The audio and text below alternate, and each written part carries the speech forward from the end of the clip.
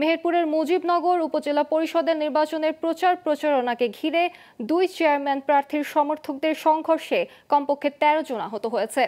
মুজিবনগর থানার ভারপ্রাপ্ত কর্মকর্তা উজ্জ্বল কুমার দত্ত জানান, শুক্রবার রাতে মহাজনপুর গ্রামে নির্বাচনী প্রচারের সময় উপজেলা আওয়ামী লীগের সাবেক সাধারণ সম্পাদক ও চেয়ারম্যান প্রার্থী আমাম হোসেন মিলু ও উপজেলা আওয়ামী লীগের সভাপতি রফিকুল ইসলাম তোতার সমর্থকদের মধ্যে এই সংঘর্ষ হয়।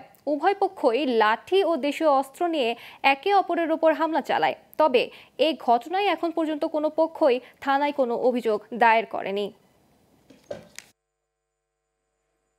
উভয় পক্ষের লোকজন রাস্তা দিয়ে যখন যাচ্ছিল তখন নিজেদের বিষয়ে পারস্পরিক ভুল বোঝাবুঝির কারণে দুইজনের ভিতরে কথা কাটাকাটি, এক পর্যায়ে ধাওয়া পাল্টা দেওয়া হয়েছে। যে কাপ্রিস মার্কার যে নির্বাচনী প্রচারণা কেন্দ্র, তাদের ওখানে কয়েকটা চেয়ার ভাঙচুর করছে। উভয় পক্ষের ভিতরে হাতাহাতি হয়েছে।